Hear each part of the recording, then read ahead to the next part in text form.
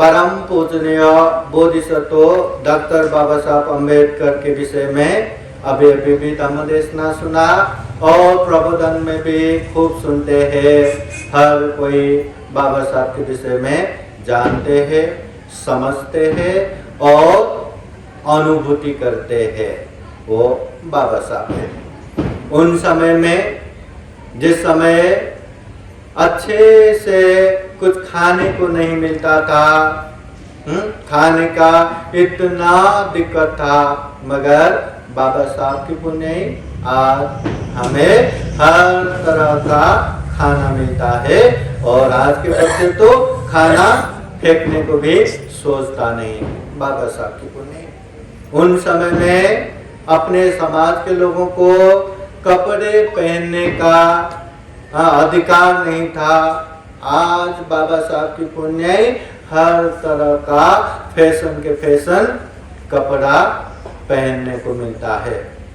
घर घर में हर किसी का कपड़ा रखने की जगह नहीं होता। बाबा साहब की पुण्य आज अपने समाज के लोगों के पास पहनने को क्या, खाने को क्या, अच्छा अच्छा घर हो गया, अनेक धन संपत्ति से परिपूर्ण हो गया। ये बाबा साहब की पुण्य। हम बार बार बाबा साहब के जीवनी में सुनते हैं, बाबा साहब के बच्चे मर रहा है, दवा करना था, पैसा न होने की वजह से देखते देखते मरने को देना पड़ा। परंतु आज बाबा साहब की पुण्य हम थोड़े भी बीमार पड़ते तो हर तरह के डॉक्टर, हर तरह के दवा, हर चीज हमें उपलब्ध है। इतना ही नहीं, बाबा साहब की पुण्य आज अपने लोग औषध लेने वाला नहीं, औषध देने वाला एक से एक डॉक्टर बन गए, बड़े बड़े डॉक्टर बन गए, बड़े बड़े क्लिनिक, बड़े बड़े अस्पताल अपने लोगों के पास है। हम सुनते हैं बाबा साहब छोटे समय में स्कूल से आते समय चलते चलते थक गए, बैलगाड़ा में बैठने के लिए मांग रहे हैं, परंतु उनको बैलगाड़ा में तक बैठने नहीं दिया वो बाबा साहब। परंतु आज बाबा साहब की पुण्य अपने लोगों के पास अच्छे अच्छे गाड़ियां हैं, 2 व्हीलर, 3 व्हीलर, 4 व्हीलर। अरे गाड़ियां तो छोड़ दो, अपने लोग एक से एक प्लेन में बैठ के एक से एक देश विदेश घूम के आते हैं, बाबा साहब की पुण्य। तो बाबा साहब ने इतना करके गए, देश के संविधान निर्माण किया, दुनिया में सिंबल ऑफ नॉलेज के रूप में जाना जाता है, बौद्ध जगत में बोधिसत्व के रूप में पहचाना जाता है। वो बाबा साहब जब गुजर गए, कहते हैं 193 देशों ने अपना झंडा नीचे किया था। इतने बड़े महापुरुष, बोधिसत्व, विश्व रत्न डॉक्टर बाबा साहब अम्बेडकर के भीम जयंती मना रहे हैं। ये केवल मनाने मात्र में सीमित नहीं करना। बाबा साहब का मूल मंत्र क्या है? सीखा, संगठित हुआ, संघर्ष करा। सीखना है, सीखना कभी छोड़ना नहीं है, हमेशा सीखते रहना है, संगठित होना है। ये परिवार की बात नहीं है, ये भाई भाई बहन बहन की बात नहीं है।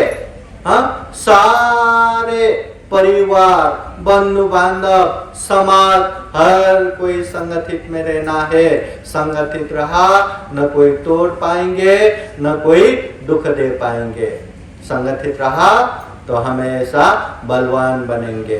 संगठित होना है और संघर्ष करना है, अच्छे बनने के लिए, अच्छे करने के लिए, अपने लोगों को भी अच्छे चीजों में लाने के लिए।